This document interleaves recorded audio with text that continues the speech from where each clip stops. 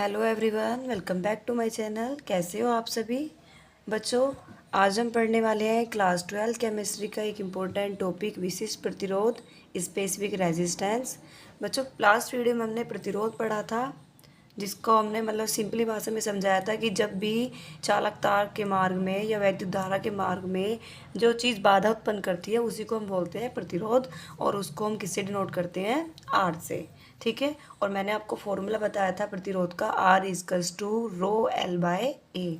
यहाँ पर बच्चों लास्ट वीडियो में जो L था, L होता है दो प्लेटों के बीच की लंबाई, और यहाँ पर A क्या था? दो प्लेटों के बीच का क्षेत्रफल। ठीक है। तो अब हम पढ़ने वाले हैं उसी से रिलेटेड विशिष्ट प्रतिरोध। अब बच्चों, विशिष्ट प्रतिरोध किसको बोलते हैं? देखिए, किसी चालक तार के एकांक अनुप्रस्थ काट, एकांक अनुप्रस्थ काट का मतलब होता है बच्चों दो प्लेटों के बीच का जो क्षेत्रफल है, यानी कि ए, यहाँ पर ए की बात करिए, और एकांक का मतलब होता है 1 मीटर स्क्वायर। ठीक है। तो आप ध्यान रखिएगा, एकांक अनुप्रस्थ काट और एकांक लंबाई, लंबाई का मतलब होता है बच्चों यहाँ पर एल से है, और एकांक लंबाई का मतलब हो जाएगा कि यहाँ पर 1 एम स्क्वायर है। ठीक है। तो एकांक क्षेत्रफल, काट, अनुप्रस्थ काट और एकांक लंबाई के तार को प्रतिरोध का विशिष्ट प्रतिरोध कहते हैं। और स्टूडेंट्स, विशिष्ट प्रतिरोध को रो से डिनोट करते हैं, एंड इसका मात्रक जो होता है वो ओम मीटर होता है।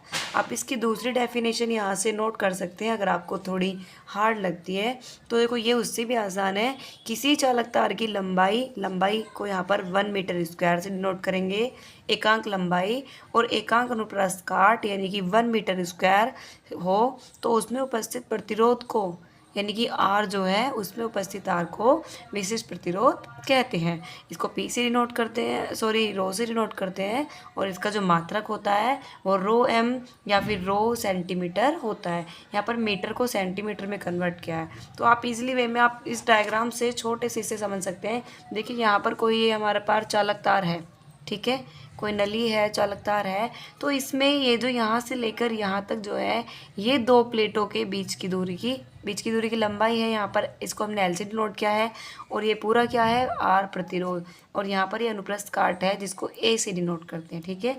अनुप्रस्थ काट को ए से डिनोट करेंगे, प्लेटों की लंबाई एल, यहाँ पर ये क्षेत्रफल होगा, और आर आपका क्या होता है? प्रतिरोध है। ठीक है।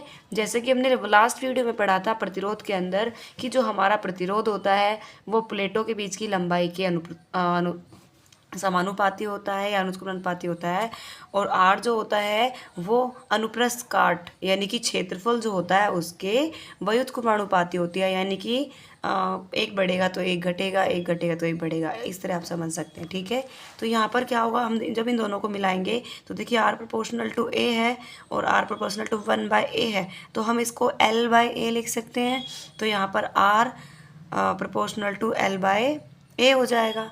ठीक है। अब यहाँ पर देखिए आर, अब हमने इसको हटाया यहाँ से तो कांस्टेंट यहाँ पर रो एल बाय ए हो जाएगा, और यहाँ पर रो इधर चला जाएगा, आर इधर चला जाएगा, तो सिंपली आपका rho equals to R A by L हो जाएगा। यहाँ पर आप देख सकते हैं, आपको इजीली समझ में आ रहा होगा। अब इन्होंने एक बात कही है, इन्होंने क्या कहा कि अगर हम जो हमारा क्षेत्रफल है उसको 1 मीटर स्क्वायर, और हमारी जो लेंथ है, लंबाई है, उसको 1 मीटर स्क्वायर रखें तो क्या होगा? तो सीधी सी बात है, 1 और 1 हो जाएगा, तो यहाँ पर 1 1 हो जाएगा, 1 से 1 कट जाएगा, तो हमारे पास यहाँ पर रो इक्वल्स टू आर ही बचेगा बस।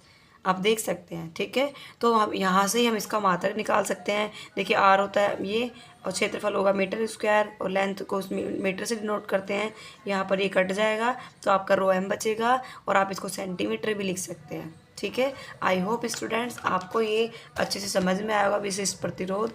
मैंने आपको पूरी कोशिश की है कि आपको ये अच्छे से समझ में आ जाए। Thank you.